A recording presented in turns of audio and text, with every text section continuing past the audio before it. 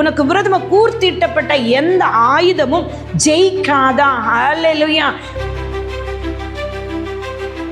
உன் கையை நீட்டி அவன் எலும்புகள், நரம்புகள், சதைகள் எல்லாம் தொடுங்க, அவன் உண்மை தூசிப்பான் பாரும் என்று தேவனிடத்தை சொல்லுகிறான். இன்றைக்கு அப்படிப்பட்ட ஒரு வஸ்திரம், மணவாளன் மணவாட்டின் வஸ்திரத்தை இந்த மாதம், இந்த ஆகஸ்ட் மாதம் என் தேவனாகிய கர்த்தர் உங்களுக்கு கொடுக்கிறாருங்க.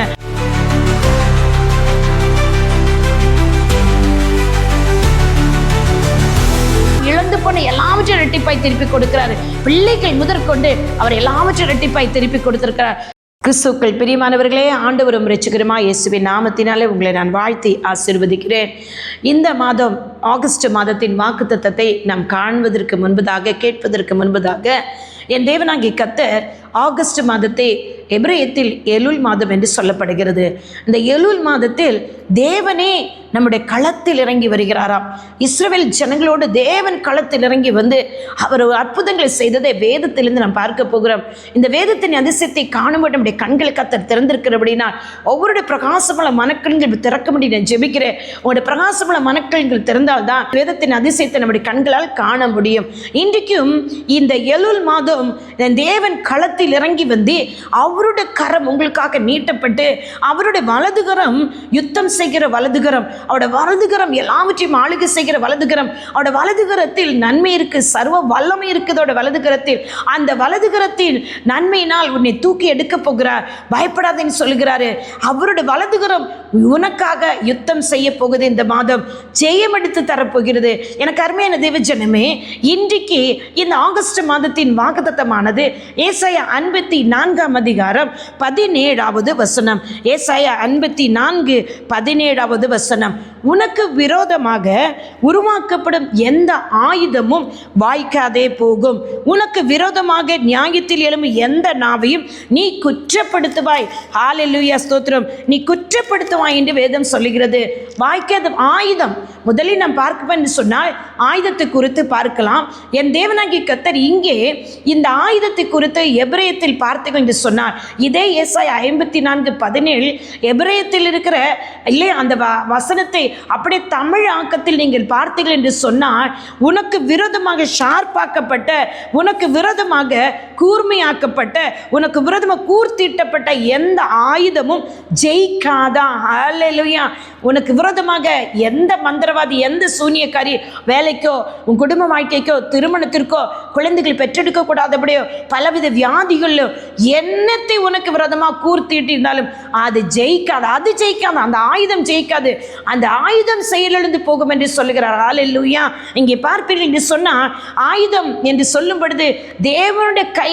இங்கே தேவனுடைய கைக்கு அர்த்தம் எபிரேயத்தில் பார்த்தீர்கள் என்று சொன்னால், ஒரு எதிரி உன்னை குறிவைப்பதற்காக ஒரு கருவியை அவன் எவ்வளவு கவனமாக செய்திருந்தாலும், எவ்வளவு விலை கொடுத்து செய்திருந்தாலும், என்னதான் அவன் ஞானத்தையும் புத்தியும் பயன்படுத்தி செய்திருந்தாலும் அது என்ன செய்யுமா, அதனால் வெற்றி பெற முடியாதாம்.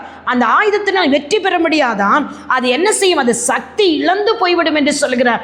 அப்படிப்பட்ட மாதம் தாங்க இந்த மாதம். உனக்கு விரதமா யாரு, எந்த மந்திரவாதி, எந்த சூனியக்காரி யாரு உனக்கு வந்து இத்தனை மாதம் எது செய்திருந்தாலும் நடக்கக்கூடாது. உன் வீட்டில் நன்மை, நீ சந்தோஷத்தை பார்க்கக்கூடாது, வேலையில் உயர்வை பார்க்கக்கூடாது, சரீரம் முழுவதும் ஆதிக்கப்பட்டு நீ பலவீனத்தினால் ஒடுக்கப்படும் என்று சொல்லி என்னதான் செய்திருந்தாலும், இதே அதிகாரத்தில் தேவன் சொல்லுகிறாரு, அது பாருங்க, என்னால் உண்டான நீதியை நீ காண்பா என்று சொல்லுகிறாரு.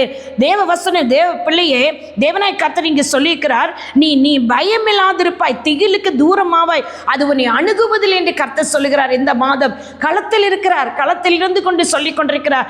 இப்படி தேவன் சொன்ன வாக்குத்தத்தத்தை நீ விசுவாசித்தீர்கள் என்று சொன்னால், இதே வேதத்தில், இதே பரிசுத்த வேதாங்கமத்தில் 2 நபர்களை தேவன் நேசிக்கிறவர்களுக்கு தேவன் அற்புதம் செய்திருக்கிறார். கர்த்தருக்கு கீழ்ப்படுகிற பிள்ளைகளுக்கு உபத்திரவங்கள் வந்தாலும் அதில் தேவன் அற்புதம் செய். ஒருவேளை நீங்க உபத்திரத்தின் குகையில் இருக்கலாம், ஆனா தேவன் இந்த மாதம் உங்களுக்கு இத்தனை மாத உபத்திரத்தில் போயிட்டு இன்னும் ஜெயம் எடுக்க முடியலையே, வருஷங்களுக்கு முடிவதற்கு 4 மாதம் தான் இருக்குது, ஏதாவது ஒன்று இந்த மாதம் நடக்குமா நினைத்துக் கொண்டு ஜெபித்துக் கொண்டிருப்பீர்கள். நிச்சயமா நான் சொல்றேன், தேவனாய் கர்த்தர் இந்த மாதம் நம்மை ஆசீர்வதிக்கிறார்.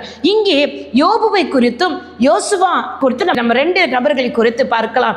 இங்கே யோபுவை குறித்து உங்களுக்கு தெரியும்.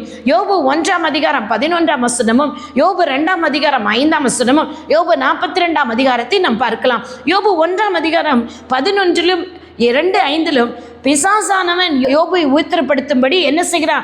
அங்கு வந்து தேவனுக்கு முன்பாக நிற்கிறான். அவன் என்ன சொல்றான் பாருங்க, தேவனிடத்தில் வந்து உம்முடைய கையை நீட்டி அவனுடைய எல்லா நன்மையும் தொடுங்க, உன் கையை நீட்டி அவன் எலும்புகள் நரம்புகள் சதைகள் எல்லாம் தொடுங்க, அவன் உண்மை தூஷிப்பான் பாரும் என்று தேவனிடத்தில் சொல்லுகிறான். தேவனிடத்தில் வந்து பிசாசு சொல்லுகிறான், உன் பிள்ளையை தொடு, உன்னை தூஷிப்பான் பாரு என்று சொல்லி. எனக்கு அருமையான தேவஜனமே, தேவனுக்கு தெரியும் யோபு தூஷிக்க மாட்டார் என்று சொல்லி. அதே போல அந்த 7 மாதம் நன்மை கிடைக்கல என்று சொல்லி நீங்க தேவனை தூஷிக்கிற பிள்ளைகள் அல்ல. தேவனுடைய வாக்குத்தத்தை காத்திருக்கிற பிள்ளைகள், அவருடைய தொடுதலுக்காக காத்திருக்கிற பிள்ளைகள், அவருடைய பிரசனத்திற்காக, அவருடைய மகிமைக்காக காத்திருக்கிற நீங்கள் நிச்சயமாக இங்கே சாத்தான் என்னதான் சொன்னாலும் தேவன் என்ன சொல்லுகிறார், அங்கே அவனுடைய ஜீவனை நீ எடுக்க முடியாது என்று சொல்லி. என் தேவன் சொன்னதை அப்படி செய்தார். தேவன் அனுமதித்தாலும் சத்ருவால் சாத்தானால் பொல்லாதாவிகளால் பலவீனத்தை தேவன் வந்ததை பார்த்து கொண்டு இருக்கிறார் என்று நமக்கு தெரியும். இந்த உபத்திரங்கள் எனக்கு தேவனுக்கு தெரியும். நம்ம அநேகர் சொல்லுவோம் இல்லையா, இந்த பாடு உபத்திரங்கள் எல்லாம் தேவனுக்கு தெரியும், அவர் பார்த்துக்கிட்டு தான் இருக்கிறாரு, இன்னும் கொஞ்ச காலம் தான் என் தேவனை சுகப்படுத்திடுவாரு. நம்ம சொல்லுவோம் மற்றவங்களுக்கு, பயப்படாதீங்க, தைரியமா இருங்க, இதிலிருந்தெல்லாம் கர்த்தர் மீட்டு கொண்டு வந்து விடுவார் என்று சொல்லி நாம் விசுவாசத்துடன் பேசியிருக்கிறோம் இல்லையா. நீங்க உங்க குடும்பத்தில் உள்ள நபர்களுக்கு, பிள்ளைகளுக்கு, விசுவாசிகளுக்கு எல்லாருக்குமே நம்ம இந்த வார்த்தைகளை சொல்லியிருப்போம். அதை தான் இங்கே தேவன் சொல்லியிருக்கிறார். இங்கே யோபு விசுவாசித்தபடினா 42ஆம் அதிகாரத்தில் என் தேவன் யோபுக்கு எல்லாவற்றையும் இரட்டிப்பாய் திருப்பி கொடுத்தாரா இல்லையா? எல்லாம் இழந்து போன எல்லாவற்றையும் இரட்டிப்பாய் திருப்பி கொடுக்கிறாரு. பிள்ளைகள் முதற்கொண்டு அவர் எல்லாவற்றையும் இரட்டிப்பாய் திருப்பி கொடுத்திருக்கிறார். எனக்கு அருமையான தேவஜனமே, இந்த மாதம் தேவன் களத்தில் இறங்கி வந்திருக்கிறபடியா நீ இரட்டிப்பான ஆசீர்வாதத்தை காண போகிறீர்கள். ஆமேன், ஹல்லேலூயா, ஸ்தோத்திரம். இன்னும் ஒரு நபரை நாம் வேதத்தில் பார்க்கலாம், யோசுவா இல்லையா, பிரதான ஆசாரியனாகிய யோசுவாவை குறித்து நாம் பார்க்கலாம். சக்கரியா 3ஆம் அதிகாரம் 1-4 வரைக்கும் வாசித்து பார்ப்போம் என்று சொன்னால், இங்கே பிரதான ஆசாரியன் யோசுவாவை எனக்கு காண்பித்தார். அவன் கர்த்தருடைய தூதனுக்கு முன்பாக நின்றார். சாத்தான் அவனுக்கு விரோதம் செய்ய அவன் வலது பக்கத்தில் நின்றான். விரோதம் செய்ய பாருங்க, இன்னைக்கு உனக்கு விரோதம் செய்யும்படி உன் முன்னால் நிற்க சத்துருவை கர்த்தர் பார்த்து கொண்டிருக்கிறார். சாத்தானை கர்த்தர் பார்த்து கொண்டிருக்கிறார். மந்திரவாதி கர்த்தர் பார்க்கிறார். சூனியக்காரி கர்த்தர் பார்க்கிறார். எவ்வளோ பெரிய சர்ப்பத்தை ஏவி விட்டாலும் அதெல்லாம் கர்த்தர் பார்த்து கொண்டிருக்கிறார். கர்த்தருடைய பிள்ளை, கர்த்தர் அபிஷேகம் பண்ணப்பட்ட பிள்ளை, நீ ஒவ்வொரு நபர்களையும் தேவன் இந்த மாதம் பார்த்து கொண்டிருக்கிறார். தேவன் என்ன சொல்றார் தெரியுமாங்க, கர்த்தர் சாத்தானை நோக்கி, கர்த்தர் உன்னை கடிந்து கொள்வாராக சாத்தானே என்று சொல்லி தேவனே இன்றைக்கு சாத்தானை கடிந்து கொள்ளுகிறார். இந்த மாதம் என் தேவன் களத்தில் இறங்கி வந்திருக்கிறார். ஆமென், ஹல்லேலூயா.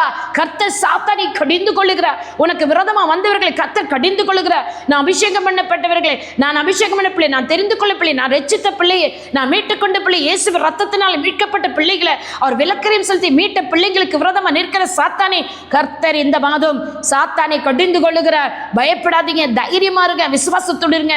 இந்த வசனங்களை எபிரேயத்தில் நீங்கள் வாசித்தீர்கள் என்று சொன்னா தேவன் இங்கே சொல்லுகிறார், உனக்கு விரோதமா கூட்டம் கூடினவர்கள் எல்லாம், உனக்கு விரோதமா பேசுனதெல்லாம் வாய்க்காமை போகும், அவர்கள் எல்லாம் என் பட்சத்தில் உள்ளவர்கள் அல்ல. அப்படி என்று சொன்னால் கர்த்தருடைய பிள்ளையே, கர்த்தருடைய பிள்ளைகள் ஒரு நாள் ஒரு தீங்கு செய்ய மாட்டார்கள். தேவனை அறிந்து கொண்ட பிள்ளைகள் தேவனுடைய பிள்ளைகள் துரோகம் செய்ய மாட்டார்கள். தேவனை அறியாதவன் தான் கூட்டம் கூடியிருக்கிறான்.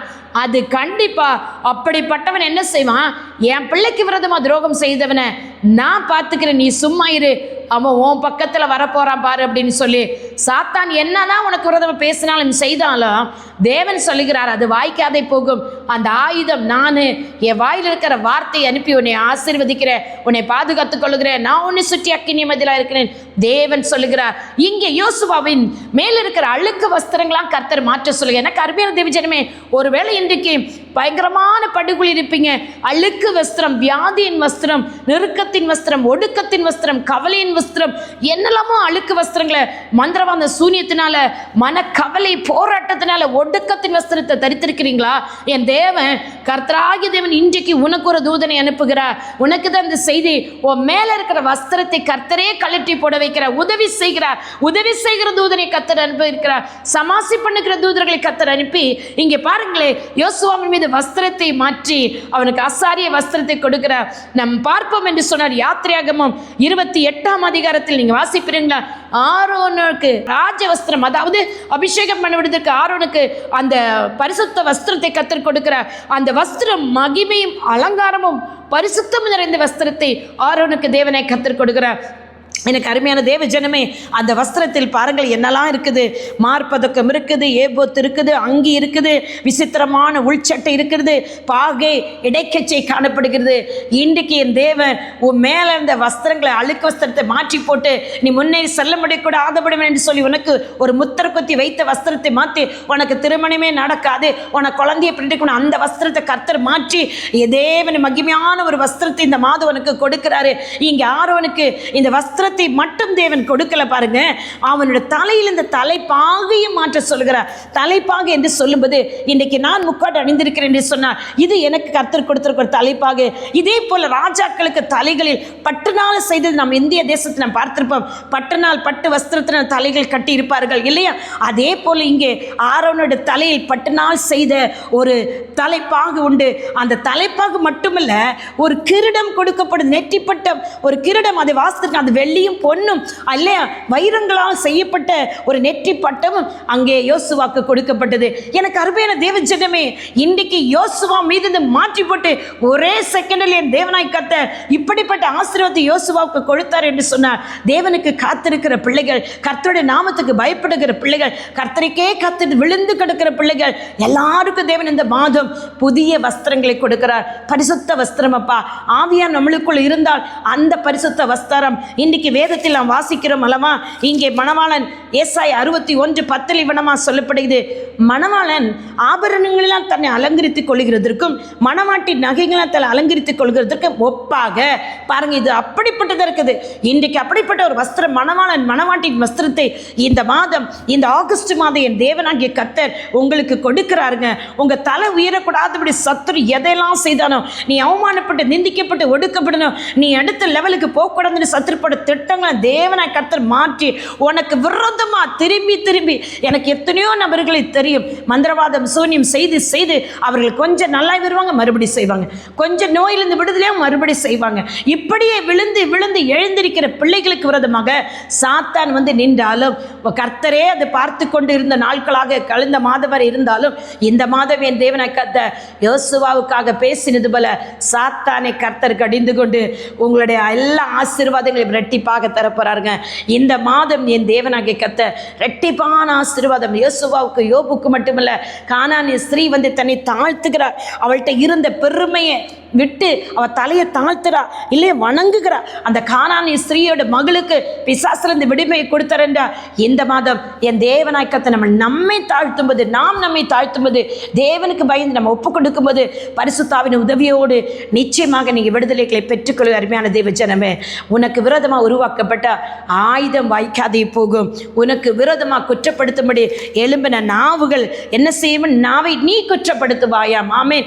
எபிரேயத்தில் அழகா தெளிவாக சொல்லிக்குது, அவையெல்லாம் ஏன் பிள்ளைங்க கிடையாது. கர்த்தருடைய பிள்ளைங்க யாரையும் குற்றப்படுத்த மாட்டாங்க, கர்த்தருடைய பிள்ளைங்க யாருக்கு விரோதமாக தீங்கு செய்ய வர மாட்டாங்க. அதெல்லாம் என்னை அறியாத ஜனங்கள் செய்தது. அவர்கள் எல்லாம் உனக்கு நான் நன்மை செய்கிறத பார்த்து இந்த மாதம் உன் பக்கமாக வருவாங்க, உன்னோட தேவர் இருக்கிறார் என்று சொல்வார்கள். எனக்கு அருமையான தேவ ஜனமே, சிறுமைப்பட்டவளே, பெருங்காற்றில் அடிப்பட்டவளே, தேற்றவற்றவளே, இதோ நான் உன் கல்லுகளை பிரகாசிக்க முடிவித்து நீல ரத்தினங்கள் உன் அஸ்திபாரமாக்குவேன் என்று சொல்லியிருக்கிறார். இன்றைக்கு இந்த மாதம் உன் வீட்டின் மீது முத்திரை குத்தினவர்கள், இவன் வீடு சாபப்படுத்த வீடு, இவன் வீடு சாபப்படுத்த வீடு, இந்த வீடு நல்லா இருக்காதுன்னு சொன்னவர்களுக்கு முன்பாக என் தேவனாய் கர்த்தர் நம்மை பிரகாசிக்க செய்ய போகிறார். நம்முடைய வாழ்க்கையை மற்றவர்கள் பார்க்கும்போது ஆசீர்வாதமாக இருக்கும் போது கர்த்தர் நிச்சயமா இந்த வாக்குத்தத்தை நீங்கள் விசுவாசித்தீங்கன்னு சொன்னால், பிள்ளை பெறாத மலடே மகிழ்ந்து பாடு, கர்ப்ப வேதனைப்படாதவளை கம்பீரமாய் பாடு, ஆனந்த சத்தமிடுங்கன்னு சொல்றாரு. எல்லாமே இந்த மாதம் இருக்குதுங்க, எல்லா ஆசீர்வாதம் இந்த மாதம் இருக்குது. நீங்கள் விசுவாசித்த இந்த வாக்குத்தத்தத்தை, எனக்கு விரோதமாக வந்த எல்லா ஆயுதமும் என் தேவனை கர்த்தர் வாய்க்காதே போக செய்து விட்டார். இந்த மாதம் கர்த்தர் என் களத்தில் இருக்கிறார், என் குடும்ப களத்தில் இருக்கிறார், என் உறவில் இருக்கிறாரு, என் வீட்டில் இருக்கிறாரு, வேலையில் இருக்கிறாரு, ஊழியத்தில் அவர் இருக்கிறாரு. எல்லா இடத்திலும் அற்புதங்களை அதிசயங்களை காண செய்வார். எங்களுடைய பிரகாசமுள்ள மனக்கணிகளை தேவனாய் கர்த்தர் திறந்து இந்த மாதம் நாங்கள் ஆசீர்வாதங்கள் நன்மைகளை காண்போம், உயிர்த்தெழுதல் வல்லமை காண்போம் என்று விசுவாசித்தீர்கள் என்று சொன்னார். தேவனாய் கர்த்தர் மரண படுக்கையை நீக்கி போடுகிறார், அவன் வியாதி படுக்கையை நீடி போடுறார். எல்லா வஸ்திரத்தை எடுத்து படுக்கல் வஸ்திரத்தை நீக்கப்படுகிற அந்த அழுக்கு வஸ்திரத்தை நீக்கப்படுகிறார். நீ எழுப்பி பிரகாசிக்க வேண்டிய மாதம். என் தேவன் உனக்கு முன்னே நிற்கிறார். சாத்தானை உனக்கு அவர் கடிந்து கொள்கிற மாதம். தகப்பனே நன்றி அப்பா. ஆவியானவரே நன்றி. உம்முடைய பரிசுத்த ரத்தம் ஒவ்வொருவருக்காக சிந்தப்பட்டபடினால் அந்த ரத்தத்தின் வல்லமையினால் இன்றைக்கு ஒவ்வொரு அற்புத அதிசயங்களை காணட்டும் இயேசப்பா. கர்த்தருடைய ரத்தம் இருபுறம் கருக்குளமுடைய பட்டயம் இந்த பிள்ளைகளுக்காக இன்றைக்கு கடந்து வந்ததுக்காக ஸ்தோத்திரம் ராஜா. ஒவ்வொரு குடும்பமும் இந்த வாக்குத்தத்தத்தை கேட்டு ஆசீர்வதிக்கப்படட்டும் இயேசப்பா. ஆசீர்வாதம் ஆகட்டும் இயேசப்பா. நன்மை பெற்றுக்கொள்ளட்டும். தேவனுக்கு மகிமையான சாட்சிகளாக இருக்கட்டும். இயேசு கிறிஸ்து நாமத்தில் பிதாவே. ஆமென். ஆமென். Praise the Lord. God bless you all. Amen.